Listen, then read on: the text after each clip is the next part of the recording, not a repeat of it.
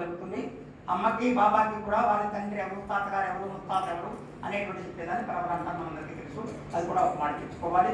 స్వామివారికి 7 ఋషులతో కూడినటువంటి శాండిల్ వేసుకోతాం. 7 ఋషులతో ఉండేటువంటి శాండిల్ వేసుకోతాం.